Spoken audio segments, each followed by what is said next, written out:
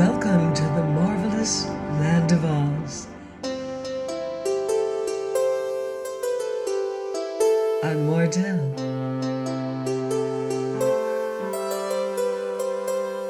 Reading Rinkitink of Oz by L. Frank Hall.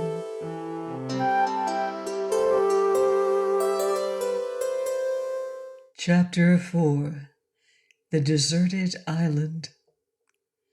All through that terrible night, Prince Inga remained hidden in his tree. In the morning, he watched the great fleet of boats depart for their own country, carrying his parents and his countrymen with them, as well as everything of value the island of Pingaree had contained. Sad indeed were the boy's thoughts when the last of the boats had become a mere speck in the distance. But Inga did not dare leave his perch of safety until all of the craft of the invaders had disappeared beyond the horizon. Then he came down, very slowly and carefully, for he was weak from hunger and the long and weary watch, as he had been in the tree for 24 hours without food. The sun shone brilliantly upon the beautiful green isle, as if no ruthless invader had passed and laid it in ruins. The birds still chirped among the trees, and the butterflies darted from flower to flower as happily as when the land was filled with a prosperous and contented people. Inga feared that only he was left of all his nation. Perhaps he might be obliged to pass his life there alone. He would not starve, for the sea would give him oysters and fish and the trees fruit. Yet the life that confronted him was far from enticing. The boy's first act was to walk over to where the palace had stood and search the ruins until he found some scraps of food that had been overlooked by the enemy. He sat upon a block of marble and ate of this, and tears filled his eyes as he gazed upon the desolation around him. But Inga tried to bear up bravely, and having satisfied his hunger, he walked over to the well, intending to draw a bucket of drinking water. Fortunately, this well had been overlooked by the invaders, and the bucket was still fastened to the chain that wound around a stout wooden windlass. Inga took hold of the crank and began letting the bucket down into the well when suddenly he was startled by a muffled voice crying out, "Be careful up there!" The sound and the words seemed to indicate that the voice came from the bottom of the well. So Inga looked down. Nothing could be seen on account of the darkness. "Who are you?" he shouted. "It is I, Rinkitink," came the answer, and the depths of the well echoed, "Tinky, tinky, tink," in a ghostly manner. "Are you in the well?" asked the boy, greatly surprised. "Yes, and nearly drowned. I fell in while running from those terrible warriors, and I've been standing in this damp hole ever since, with my head just above the water. It's lucky the well was no deeper, for had my head been under the water instead of above it, under instead of over, you know, why then I wouldn't be talking to you now." "Hoo-haw!" And the well dismally echoed, "Ah!" which you must imagine was a half merry and half sad sound. "I'm awfully sorry," cried the boy in answer. "I wonder you have the heart to laugh at all, but how am I to get you out?" "I've been considering that all night," said Rinkitink, "and I believe the best plan will be for you to let down the bucket to me, and I'll hold fast to it while you wind up the chain and so draw me to the top." "I will try to do that," replied Inga, and he let the bucket down very carefully until he heard the king call out, "I've got it! Now, pull me up. Slowly, my boy, slowly, so I won't rub against the rough sides. Inga began winding up the chain, but King Rinkitink was so fat that he was very heavy, and by the time the boy had managed to pull him halfway up, his strength was gone. He clung to the crank as long as possible, but suddenly it slipped from his grasp, and the next minute he heard Rinkitink fall plump into the water again. "That's too bad," called Inga in real distress, "but you were so heavy I couldn't help it." "Dear me," gasped the king from the darkness below as he spluttered and coughed to get the water out of his mouth. "Why didn't you tell me you were going to let go?" "I hadn't time," said Inga sorrowfully.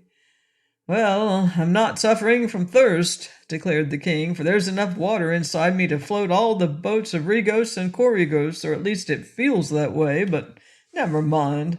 So long as I'm not actually drowned, what does it matter?" "What shall we do next?" asked the boy anxiously. "Call someone to help you," was the reply. "There is no one on the island but myself," said the boy. "Excepting you," he added as an afterthought. "I'm not on it, more's the pity, but in it," responded Rinkitink. "Are the warriors all gone?" "Yes," said Inga, "and they have taken my father and mother and all our people to be their slaves," he added, trying in vain to repress a sob. "So, so," said Rinkitink softly, and then he paused a moment as if in thought. Finally he said, "There are worse things than slavery, but I never imagined a well could be one of them. Tell me, Inga, could you let down some food to me? I'm nearly starved. And if you could manage to send me down some food, I'd be well fed." Well fed. You see the joke, Inga? "Do not ask me to enjoy a joke just now, Your Majesty," begged Inga in a sad voice. "But if you will be patient, I will try to find something for you to eat."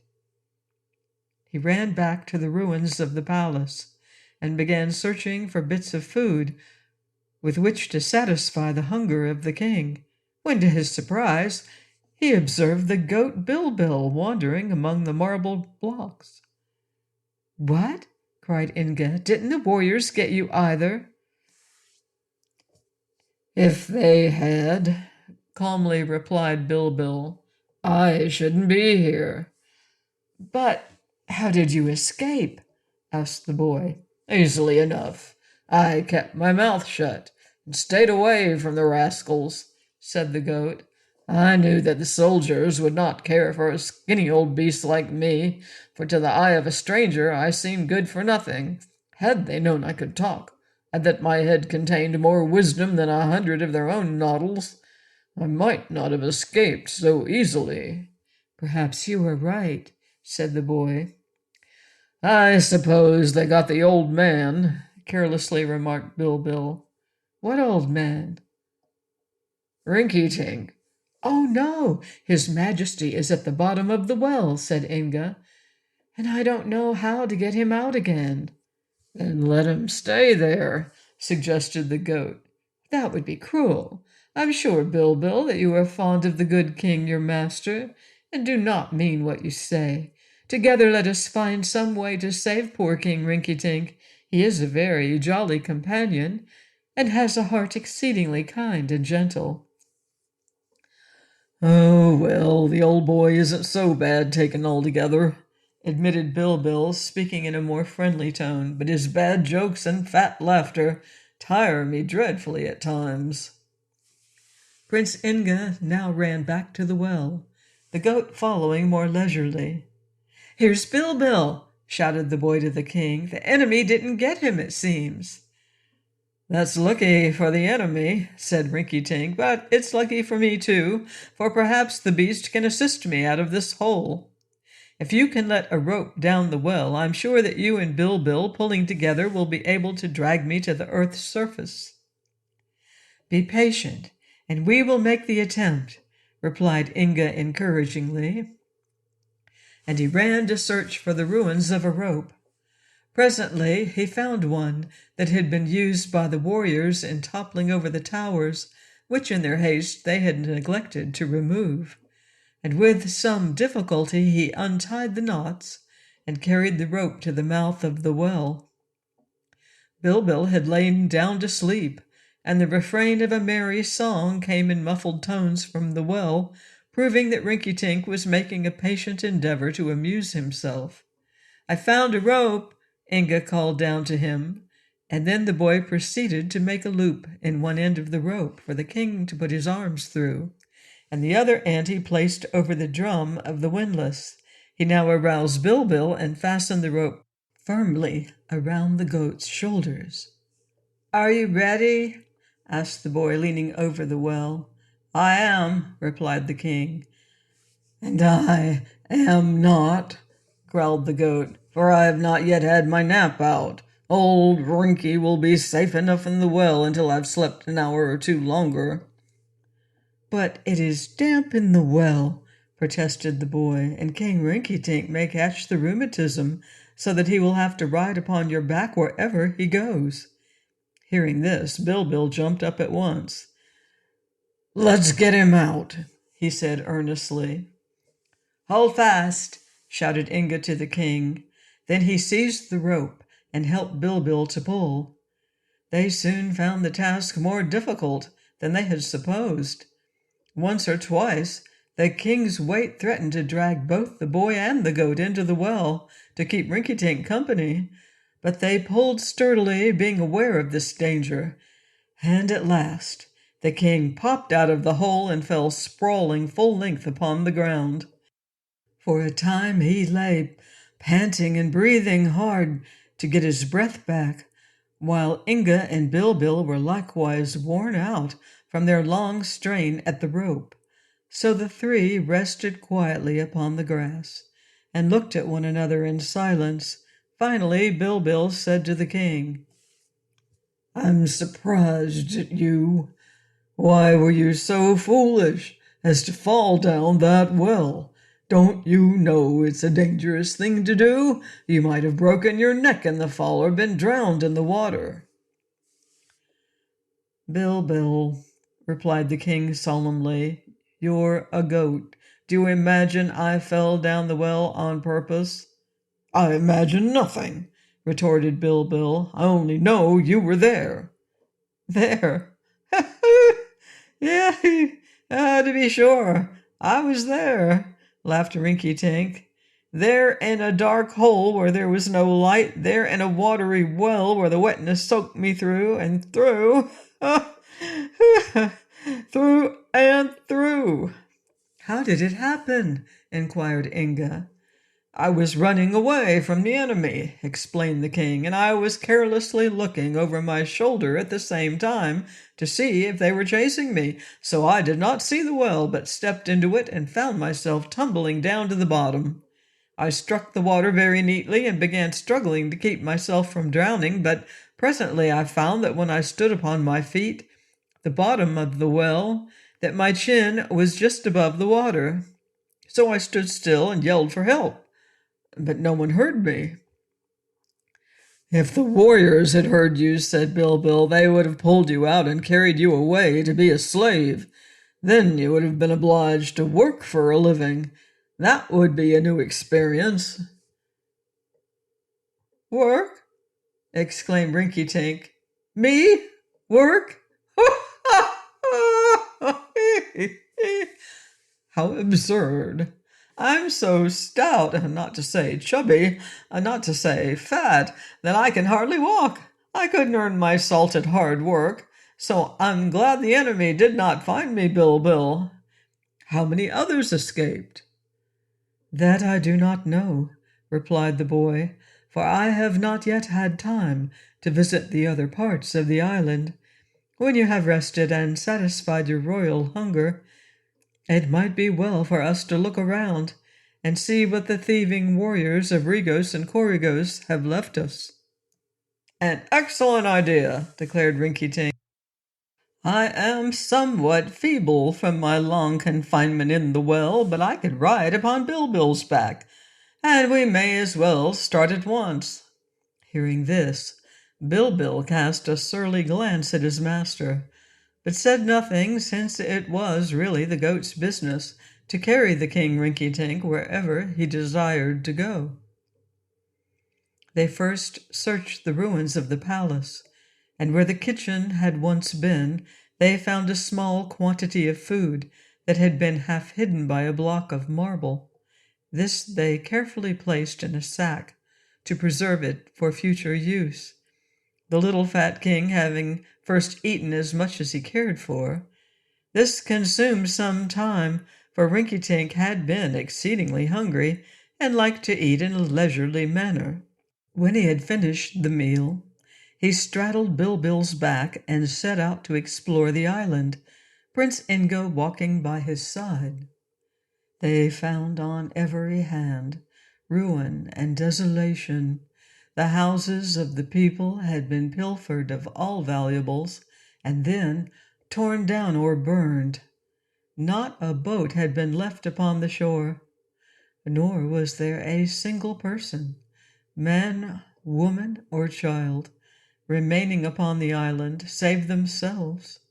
The only inhabitants of Pingaree now consisted of a fat little king, a boy, and a goat. Even Rinkitink, merry-hearted as he was, found it hard to laugh in the face of this mighty disaster. Even the goat, contrary to its usual habit, refrained from saying anything disagreeable.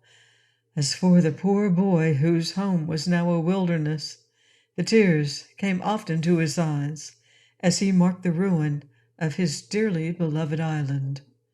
When at nightfall they reached the lower end of Pingaree and found it swept as bare as the rest, Inga's grief was almost more than he could bear. Everything had been swept from him, his parents, home, and country, in so brief a time that his bewilderment was equal to his sorrow.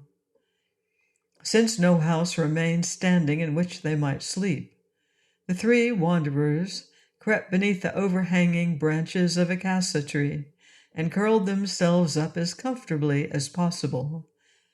So tired and exhausted were they by the day's anxieties and griefs that their troubles soon faded into the mists of dreamland. Beast and king and boy slumbered peacefully together until awakened by the singing of the birds, which greeted the dawn of a new day.